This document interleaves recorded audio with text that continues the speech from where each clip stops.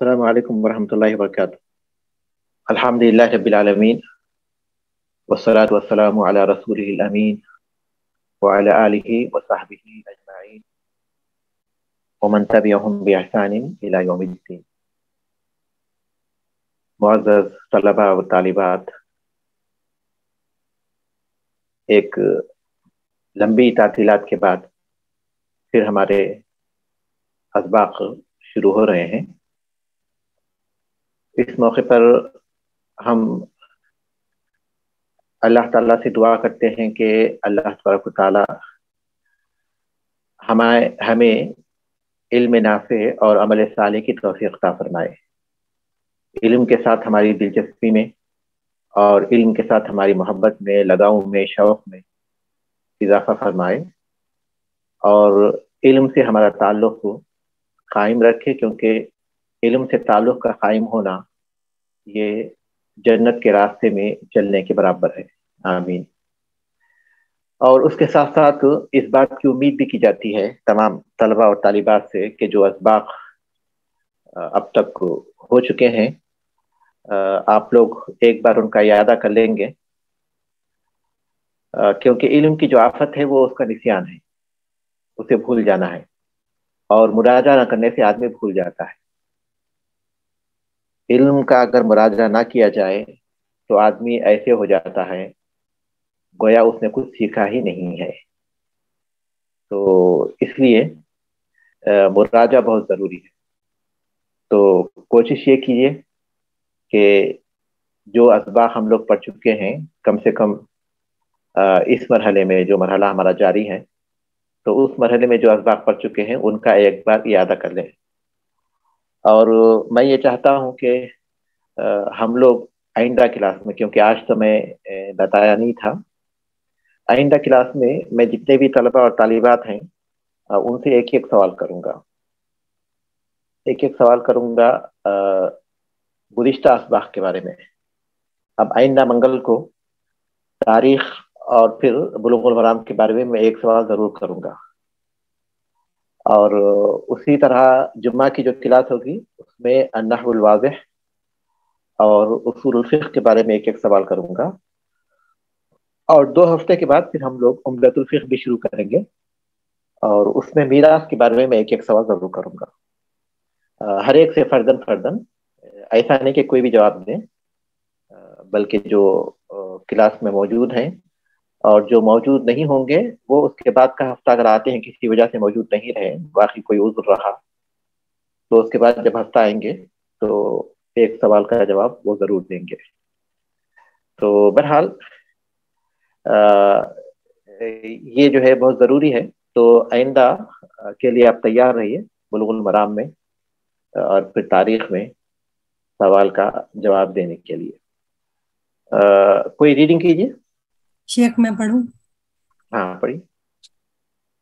باب سجود السحوی وغیر من سجود التلاوتی والشکری عن عبد اللہ بن وحینۃ رضی اللہ عنہ ان نبی صلی اللہ علیہ وسلم صلی بهم الظہر فقام فی رکعتین الاولین ولم یجلس فقام الناس معه حتى اذا قضى الصلاة وانتظر الناس تسلیمہ کبر وهو جالس وسجد سجدتین قبل ان يسلم ثم سلم اخرجہ سبعۃ وهذا لفظ للبخاری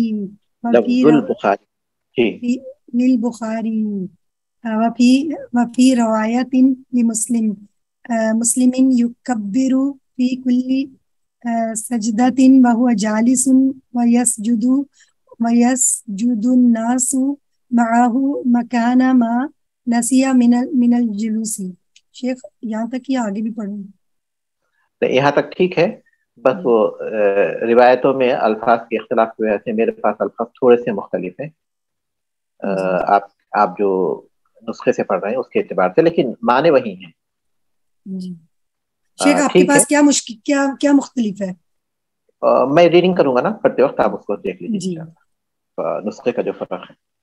बाबू सुजूद सहवी वगैरह, सुजूद सहू वगैरह का बयान। बाब सुजूद सहू के बारे में और दीगर सुजूद के बारे में। सुजूद सहू के बारे में और दीगर सुजूद के बारे में। सुजूद ये तीन तरह के हैं। एक सुजूद सहू है, उसका तो इन्होंने जिक्र किया साफ अल्फाज में, और वगैरह ही में सुजूद तिलावा और सुजूद शुक्र दाखिल है। तीन किस्म के सुजूद हैं नमाज के सजदों के अलावा। नमाज में जो हम सजदे करते हैं उनके अलावा तीन किस्म के सुजूद हैं, सुजूद सहू, सुजूद तिलावा और सुजूद शुक्र। सुजूद सहू क्या है? नमाज में इंसान से कोई सहू लाहिक हो जाए, कोई भूल लाहिक हो जाए, गलती से इंसान से कोई भूल अगर लाहिक हो जाए तो उस सूरत में जो सुजूद किए जाते हैं उसको सुजूद सहू कहते हैं, और वो दो सजदे हैं। और सुजूद तिलावा तो कुरान मजीद की तिलावत के दौरान जब सजदे की आयत पर से गुजरेंगे तो उस वक्त वो सजदा किया जाता है, और वो एक सजदा है। और सुजूद शक्र, सुजूद शुक्र किसी बड़ी नेमत के हुसूल या किसी बड़ी मुसीबत के दफा होने की वजह से, किसी मुसीबत की दूरी या किसी नेमत के हुसूल के मुनासिबत से जो सजदा किया जाता है उसको सुजूद शुक्र कहते हैं, और ये भी एक सजदा है। सहू के जो सुजूद है वो दो हैं। सुजूद सहू हम लोग तफसील के साथ उम्दतुल फिक्र में पढ़े हैं। काश कि आप लोग एक मरतबा वो बाब को सुन लें तो बहुत फायदा होगा जो हम लोग पढ़ चुके हैं। एक बार अगर आप उम्दतुल फिक्र के उस बाब को सुन लें या कम से कम पढ़ लें तो जो है उसका बहुत फायदा होगा और सबक को समझना बहुत आसान हो जाएगा। तो सजदे सहू के जो असबाब हैं वहाँ तफसील के साथ जिक्र है। सजदे सहू के जो असबाब हैं वो किसी रुकुन में कमी या ज्यादती करने की सूरत में कमी, ज्यादती की वजह से सजदे शुक्र होता है। और तीसरा सबब क्या है?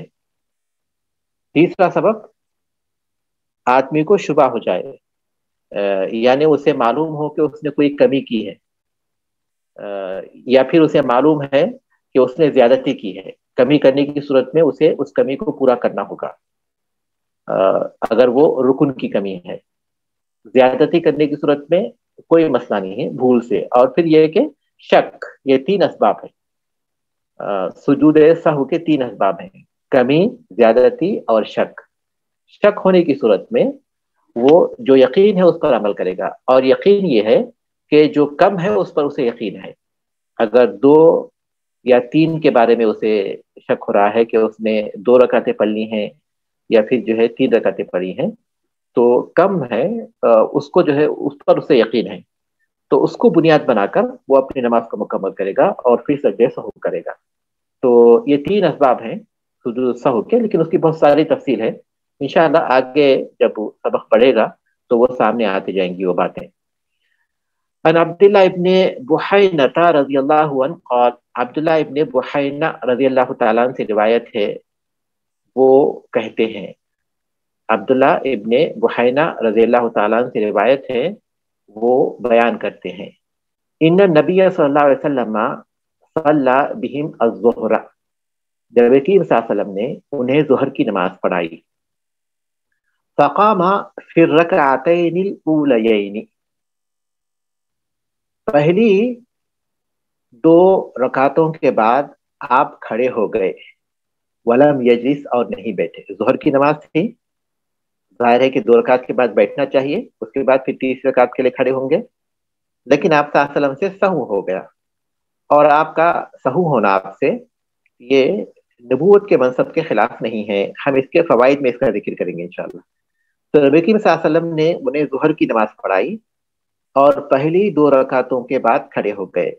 वलम यजलिस, आप नहीं बैठे।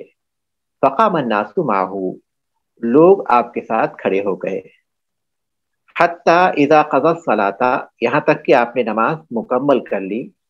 वंतज़र अन्नासु तस्लीमहू, اور لوگ آپ کے سلام پھیرنے کے انتظار میں تھے، کب برا آپ نے تکبیر کہا، وہ جالسن اس حال میں کہ آپ بیٹھے ہوئے تھے، وہ سجدہ سجدتین اور آپ نے 2 سجدے کیے، قبل ان یسلم سلام پھیرنے سے پہلے، ثم سلم پھر آپ نے سلام پھیرا۔ اخرجہ السبع 7 محدثین نے اسے روایت کیا ہے۔ 7 محدثین کا مطلب یہ ہے کہ کتب ستہ کے جو مؤلفین ہیں ان کے ساتھ پھر امام احمد رحمہ اللہ، ان 7 نے اسے روایت کیا ہے۔ وہذا لفظ البخاری، اور یہ جو الفاظ ہیں بخاری کے لفظ ہیں، آپ نے جو پڑھا وہذا لفظ للبخاری، لیکن میرے پاس جو ہے وہذا لفظ البخاری بول کر لفظ البخاری، وہ فی روایت لمسلم، اور مسلم کی ایک روایت میں ہے، یکبر فی کل سجدۃ وهو جالس، ہر سجدے کے وقت پر آپ تکبیر کہتے تھے اس حال میں کہ آپ بیٹھے ہوئے تھے، وسجد الناس معه، اور لوگوں نے بھی آپ کے ساتھ سجدہ کیا، غالباً آپ نے یسجدو اس نسخے میں یسجدو ہے، اور لوگ آپ کے ساتھ سجدہ کرتے تھے۔ مکان ما نسی من الجلوس، مکان ما نسی من الجلوس، بیٹھنا جلوس پہلے تشہد میں جو آپ بیٹھنا بھول گئے تھے اس کی جگہ پر، اس کی تلافی کے طور پر، اس کی تلافی کے طور پر جو آپ 2 رکعتوں کے بعد بیٹھنا بھول گئے تھے اس کی تلافی کے طور پر آپ نے یہ 2 سجدے کیے تھے۔ تو یہ حدیث ہے، اس حدیث پر اب آپ غور کیجئے، یہ سجدے سہو کے باب میں جو ہے پہلی حدیث ہے۔ سجدے سہو کے اس باب میں جو پہلی حدیث ہے اس میں اب آپ یہ بتائیے کہ جو تشہد اللہ کے رسول صلی اللہ علیہ وسلم سے سہو ہو گیا تھا، اس میں پہلے 2 رکعت کے بعد جو تشہد ہے، جو قاعدہ ہے بیٹھنا ہے، یہ نماز میں رکن کہلاتا ہے یا واجب کہلاتا ہے؟ شیخ واجب، واجب کہلاتا ہے۔ تو اس کا مطلب یہ کہ کسی واجب کو بھول جانے کی صورت میں، کسی واجب کو بھول کر چھوڑ دینے کی صورت میں اس کو کرنا ضروری نہیں، بلکہ آگے بڑھ جائیں گے، اس کو اسی طرح چھوڑ کر چلے جائیں، آگے بڑھیں گے اور نماز مکمل کر لیں گے، اور 2 سجدوں کے ذریعے اس کی تلافی ہو جاتی ہے۔ جبکہ کسی رکن کو اگر بھول کر چھوڑ دیتے ہیں تو ضروری ہوتا ہے کہ واپس آ کر اس رکن کو ادا کریں۔ مثال کے طور پر کوئی شخص اگر نماز پڑھتے ہوئے بھول کر براہ راست سجدے میں چلا جائے، رکوع کو بھول کر، تو اس نے جو رکوع ہے یہ نماز میں رکن کہلاتا ہے۔ تو اب یہ کافی نہیں ہے کہ انہوں نے چونکہ وہ رکوع بھول چکے ہیں تو اب سجدے میں چلے گئے ہیں، تو اب سجدے کے بعد جو ہے نماز کو کنٹینیو کریں گے، یہ ان کے لیے جائز نہیں ہوگا، بلکہ ضروری ہوگا کہ وہ کھڑے ہو جائیں اور پھر رکوع کریں، پھر اس کے بعد سجدے میں جائیں۔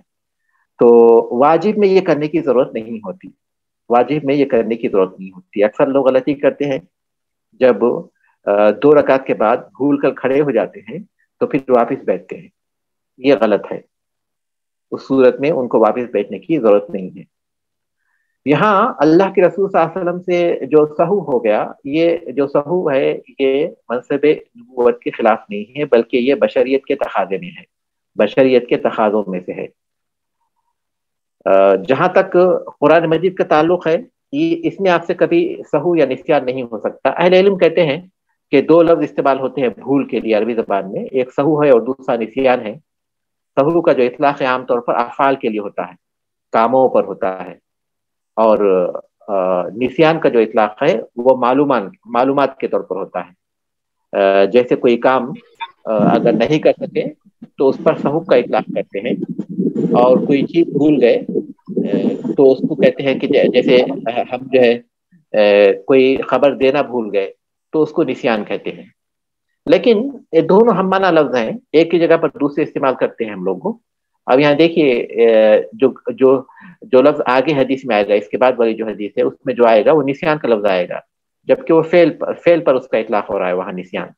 تو شیخ آپ ایک نے دوسرے بتایا سہو کا اطلاق کاموں پر ہوتا ہے اور نسیان کا اطلاق معلومات، ہاں معلومات وغیرہ پر ہوتا ہے، لیکن یہ دونوں الفاظ ایک دوسرے کی جگہ پر استعمال ہوتے ہیں، جیسا کہ آگے حدیث سے بھی ہم کو آئے گا۔ اللہ کے رسول صلی اللہ علیہ وسلم، اللہ کے رسول صلی اللہ علیہ وسلم سے شریعت کے احکام کے تبلیغ میں، اس کے پہنچانے میں نسیان کا کوئی امکان نہیں، کیونکہ اللہ تعالیٰ نے فرمایا سنقرئک فلا تنسا، ہم آپ کو پڑھائیں گے، آپ ہرگز نہیں بھولیں گے۔ لیکن بشری تقاضوں کے طور پر عملی واقعات گواہ ہیں کہ آپ سے سہو ہوتا ہے عمل کے باب میں۔ یہ دو وجہ سے آپ سے سہو ہوا ہے، ایک بشریت کے تقاضے کے طور پر، اور دوسرا امت کو تعلیم دینے کے طور پر، امت کو تعلیم دینے کے لیے تاکہ سہو ہونے کی صورت میں کون سا طریقہ اختیار کیا جائے۔ تو بہرحال اللہ کے رسول صلی اللہ علیہ وسلم جب 2 رکعت کے بعد کھڑے ہو گئے تو الفاظ ہیں کہ فقام الناس معہ، لوگ بھی آپ کے ساتھ کھڑے ہو گئے۔ اس کا مطلب ہے کہ اگر کھڑے ہو گئے تو پھر واپس نہیں آنا چاہیے، اور دوسری بات ہے کہ مقتدیوں کو بھی کھڑا ہو جانا چاہیے۔ ایسا نہیں کہ مقتدی جو ہے بیٹھے رہیں گے، نہیں۔ ہاں البتہ اگر 4 رکعت کے بعد اگر امام بھول کر کھڑے ہوتے ہیں، 4 رکعت کے بعد، یہ ظہر کی اثر کی نماز ہے، 4 رکعت ہے، وہ 5ویں رکعت کے لیے اگر امام کھڑے ہو جاتے ہیں اور مقتدیوں کو یاد ہے، تو ایسی صورت میں وہ ہرگز نہیں کھڑے ہوں گے، بلکہ وہ بیٹھے رہیں گے، بھلے ہی امام 5ویں رکعت پڑھ لے، لیکن وہ اس کے ساتھ اگر ان کو علم یاد ہے ان کو، تو کسی بھی طرح وہ اس کے ساتھ نہیں شامل ہو سکتے، کیونکہ نماز 4 رکعت سے زیادہ نہیں ہے، 4 رکعت والی نماز ہے وہ۔ تو لیکن تشہد، پہلے تشہد میں اگر امام کھڑے ہو جاتے ہیں تو ان کے ساتھ کھڑے ہو جائیں گے، اور پھر اس کے بعد نماز ختم ہونے سے پہلے، یعنی آخری قاعدے میں، آخری تشہد میں ساری چیزیں پڑھ لیں گے جو کہ وہاں پڑھنا چاہیے اس مقام پر۔ اس کے بعد پھر 2 سجدے کریں گے، اور ہر سجدے میں تکبیر کہیں گے، اور اس کے بعد اس کے بعد جو سجدے کریں گے تو آخری میں سلام پھیریں گے۔ یہ طریقہ ہے سجدے سہو کا۔ سجدے سہو کا ذکر جو ہے سلام سے پہلے بھی آتا ہے، سلام کے بعد بھی آتا ہے، دونوں میں سے کسی کو بھی اختیار کیا جائے، کوئی حرج کی بات نہیں ہے۔ لیکن بعض علماء کہتے ہیں کہ اللہ کے رسول صلی اللہ علیہ وسلم نے جس جگہ پر سلام سے پہلے کیا ہے وہاں سلام سے پہلے کرنا چاہیے، اور جہاں سلام کے بعد آپ نے کیا ہے وہاں سلام کے بعد کرنا چاہیے۔